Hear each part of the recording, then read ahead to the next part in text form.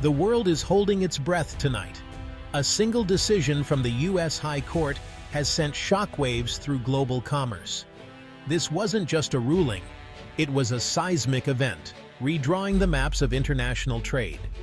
The decision dismantles a cornerstone of American economic policy, leaving nations scrambling to understand what comes next. We are witnessing, in real time, the rewriting of rules that have governed trillions in goods and services. The established order, tariffs, treaties, executive powers, has been fundamentally challenged. The ripple effects will be felt in corporate profits, consumer prices, and the job security of millions. Tonight, we stand at a pivotal juncture in modern history. Over the next few minutes, we'll break down what this decision means for you, the country, and the future of the global economy. To truly grasp the significance of today's Supreme Court ruling, we must first look back at the long and complex history of U.S. trade policy, a story shaped by shifting priorities, global events, and the ever-changing needs of the nation.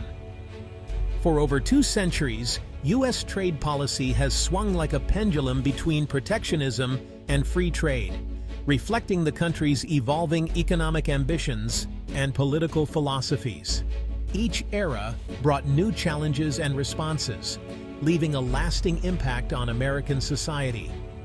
In the nation's early years, leaders like Alexander Hamilton championed tariffs to shield fledgling industries from foreign competition and to assert America's economic independence.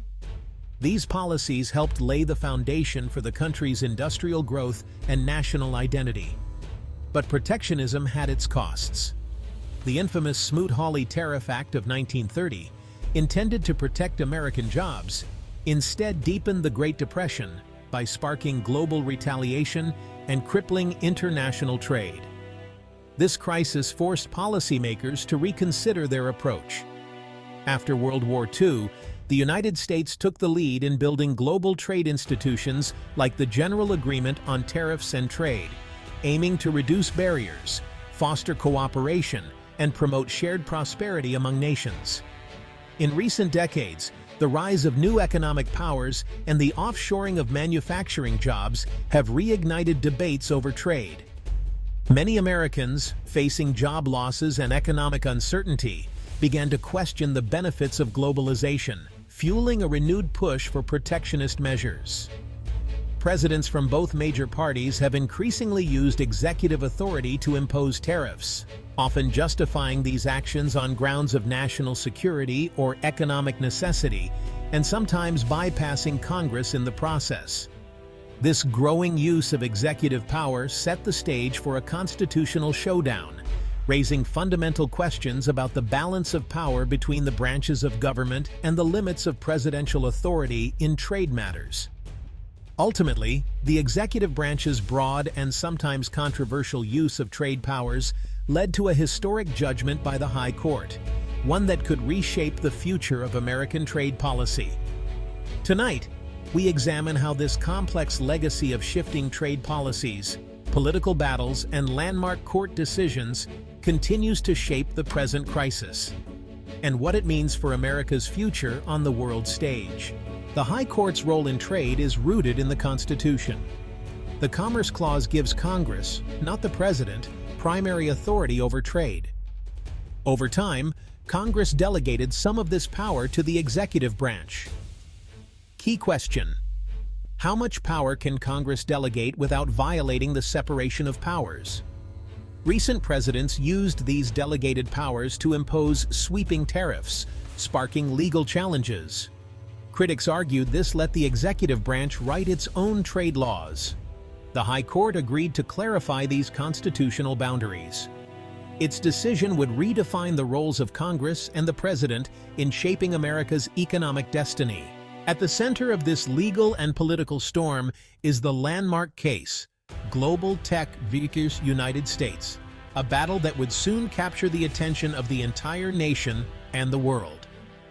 Global Tech, one of the largest and most influential U.S. electronics companies, suddenly found itself facing massive tariffs imposed under Section 301 of the Trade Act.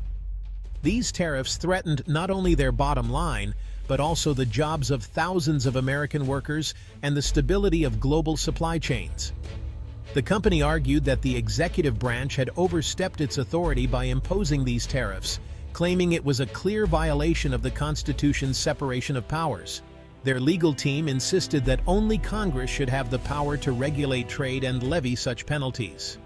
After suffering defeats in the lower courts, Global Tech, led by their determined attorney Elena Vance, took the bold step of petitioning the Supreme Court, hoping for a reversal that could change the course of U.S. trade law.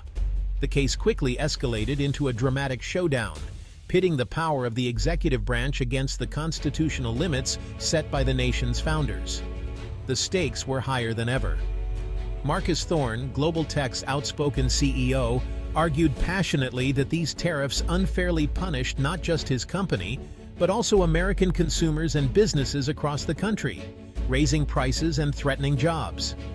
Meanwhile, the government defended its actions, pointing to decades of legal precedent. Officials argued that Congress had intentionally given the president broad flexibility to respond to international trade disputes and protect national interests.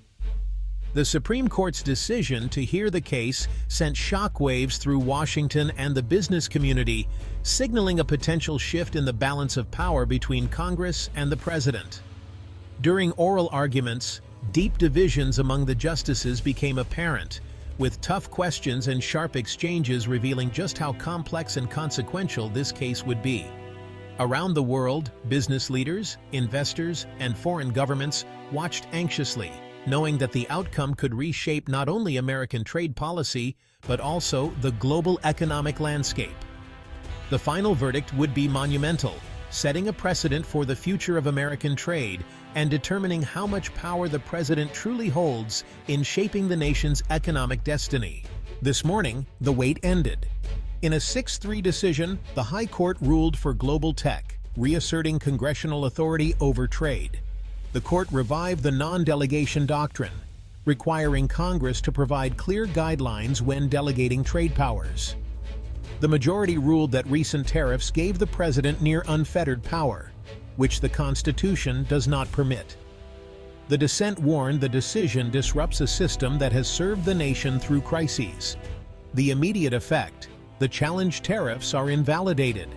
The broader impact: a new legal precedent that questions many other tariffs. Congress must now pass explicit laws if it wants broad presidential tariff powers. The balance of power in Washington is fundamentally reshaped. The economic impact is immediate. The invalidated tariffs affected $350 billion in imports, mostly from China. Their removal may lower consumer prices, but relief will take time. The stock market surged, but domestic industries like steel now face tougher competition. The American Iron and Steel Institute warned of potential job losses. Companies must now reconsider supply chains built around the old tariff structure. Uncertainty is costly. Businesses face tough decisions without clear policy. The U.S. trade deficit remains high, and the court's decision removes a key executive tool for addressing it. The challenge now falls to a divided Congress.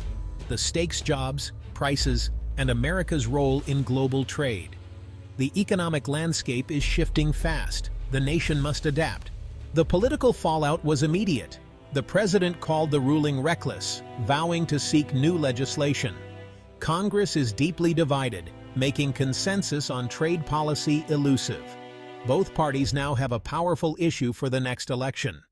In boardrooms, companies that benefited from tariffs are lobbying for protection, while others push for free trade. Manufacturing towns fear job losses. Port cities and farmers hope for relief. The decision has exposed deep economic divides across the country. Union leaders demand job protection. Exporters see a chance for normalized trade. The battle over America's trade future has just begun. The outcome will shape the nation for years to come. What does the future hold for U.S. trade policy and global relations? To find out, we turn to leading experts in the field, seeking their insights on the dramatic changes now unfolding.